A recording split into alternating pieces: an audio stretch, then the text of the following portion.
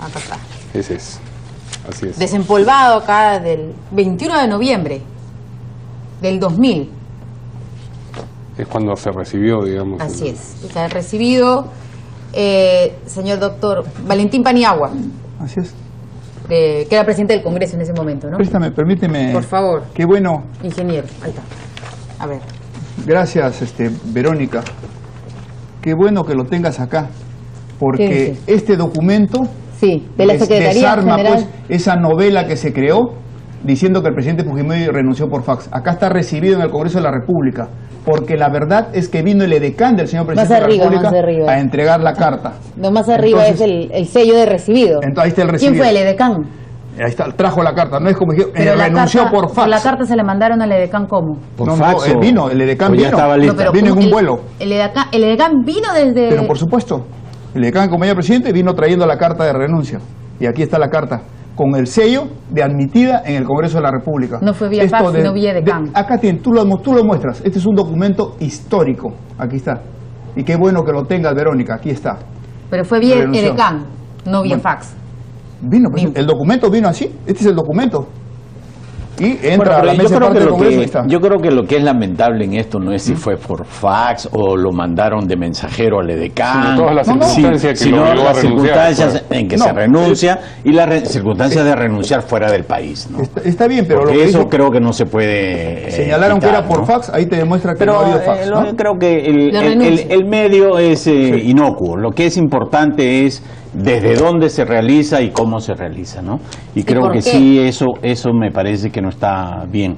Sin embargo, hoy día vi un Twitter de Acción Popular en el que decían que el presidente Fujimori no había renunciado. El presidente Fujimori lo habían ¿cómo se llama? Inhabilitado. Lo habían vacado. Sí. Porque la renuncia no se aceptaba, sino se le hizo un trámite en el cual se le declaró, ¿cómo se llama? La vacancia presidencial. Algo que decir, congresista, sobre hace 14 años. Ya la historia es conocida. Luego los fujimoristas sufrimos una persecución implacable, donde lamentablemente se criminalizó, y Lucho conoce su gobierno, donde lamentablemente se criminalizó todas las acciones de los ministros, y lo único que se hizo fue procesarlos, tenerlos ahí inmovilizados, defendiéndose. Pero la historia dio vueltas. Y mire usted, al presidente Fujimori se contrató una empresa seguidora de fondos, que es la empresa Kroll, y no encontró ninguna cuenta de Fujimori.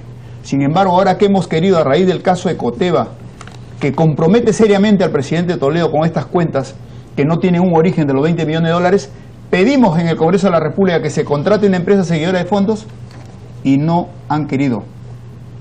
Eso hubiera ayudado sobremanera, no han querido, para que se esclarezcan de dónde vinieron realmente todos estos fondos, donde rechazamos justamente lo que dijo la fiscal Parco, que le echa la culpa a una viejecita de 87 años inimputable y que vive en una zona de Bruselas donde vive los HLM, son las habitaciones de locación moderado para la gente de clase media baja de pocos recursos. Y sin embargo se dice que la señora tenía 20 millones de dólares y ustedes la vieron que andaba en los servicios públicos de movilización en ómnibus. Miren, yo no quiero caer en este tema porque hay mucha tela que cortar, y en el fujimorismo hay miles de telas de cortar, ¿no? O sea, el presidente Fujimori está condenado por robo, por malversación, por secuestro agravado, por corrupción, por toda una serie de temas. O sea, ya no es que está acusado, está condenado, ¿no? Entonces, no vale la pena, yo creo, añadir frente a eso. Yo creo que la reflexión que debemos de tener hoy día, ¿no es cierto?, es las razones por las cuales se produjo este hecho en la historia del Perú. Que un presidente, la primera vez en la era republicana, que haya renunciado al cargo fuera del país, ¿no? Entonces, ¿y esto a qué se debe? Se debe en primer lugar a cómo el poder, cuando hay elecciones constantes, se va corroyendo y va terminando en una suerte de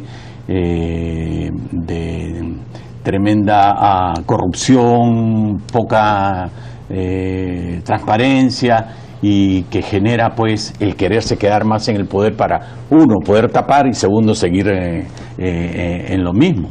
Y esto ya hace que además esto signifique que también haya que acallar a los que hablan contra eso y haya que ponerse en un tono bastante dictatorial, etcétera, ¿no? Yo creo que habría que hacer una reflexión sobre el por qué sucedió estas cosas, ¿no? Porque teníamos un presidente, el presidente Fujimori, que nace de la universidad, viene, se pone, va a hacer cosas, qué sé yo, y después termina en lo que todos hemos visto. Entonces creo que hay que ver cuáles son los temas los candados que hay que poner para que un gobierno no pase a un proceso de degradación tan grande, ¿no? Sobre esas reflexiones finales, sí, ya para terminar.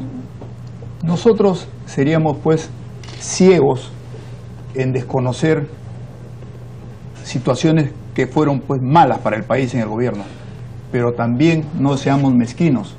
Fujimori recibe un país completamente devastado por el terrorismo, por una hiperinflación acumulada de más de 2,5 millones, con reservas negativas, un país que era un paria en el mundo económico internacional y sin embargo lo deja reencauzado. Que después hayamos caído en una persecución también exagerada no es bueno. Mire a lo que conduce Lucho cuando se criminaliza todo lo que se había hecho era malo, pretendiendo borrar la historia. Sin embargo, estos demócratas que tanto hablan o que creen que su palabra es dogma, palabra divina, ¿qué hicieron hacia el gobierno militar de 12 años? Ni un solo general golpista enjuiciado o encausado por alguna situación. Sin embargo, a la gente, a ese gabinete del 5 de abril, todos enjuiciados por golpe. Y nos callamos de mil maneras ante toda la situación de 12 años con un presidente como Morales Bermúdez que se permitía retar al Congreso si es que no incluían las reformas del gobierno militar. ¿Qué reformas? Nos dejó un país también en catástrofe. Por eso, pero veamos bien la historia. La constituyente, veamos bien la... Entonces, ahora que nos irrogamos una potestad de demócratas, olvidamos hechos históricos que tienen que ser analizados y que han debido ser censurados en su momento. Yo quisiera hacer una atingencia solamente en el tema de que Fujimori encontró un país en ruinas, sin ninguna duda. O sea, yo creo que nadie en su sentido cabal puede decir que Fujimori no encontró un país en ruinas. Efectivamente, el señor García entregó un país en ruinas, ¿no es verdad? Con terrorismo, que es lo peor. Entonces, pero yo sí también quiero, y tú no estás rescatando, todas estas figuras peruanas que ayudaron en ese momento al señor Fujimori para que pudiera levantar y poner al Perú nuevamente, dejar de ser un paria en la economía del país. Y te estoy diciendo, por ejemplo, el señor Pérez de Cuéllar, como un secretario general de Naciones Unidas, y yo soy testigo de eso, ¿sí? No me lo contaron, yo soy testigo, ¿sí? Citó a toda la comunidad internacional, al presidente del Banco Mundial, del Fondo Monetario, del BID, al secretario del Tesoro de Estados Unidos, y le pidió a Fujimori que enviara al primer ministro, que fue en este caso Gustavo caballero Miller, que era del PPC, ¿cómo se llama? Gustavo Miller era el primer ministro. Gustavo Miller. Era de Acción Popular. Gustavo Miller, quien fue presentando la situación realmente caótica en la que estaba en el Perú. Y yo les quiero decir que yo también participé en eso, porque yo en esa época, era funcionario de Naciones Unidas, manejaba un programa sobre la pobreza en América Latina y ayudé a Gustavo Miller a preparar todo el tema de la situación social del Perú.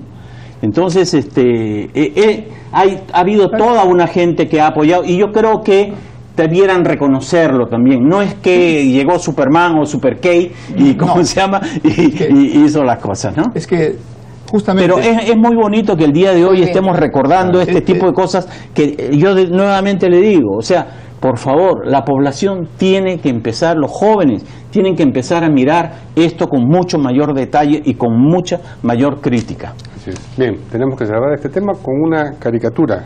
A ver, si podemos reírnos. Siguiente bloque. Viene la caricatura, vamos a una pausa.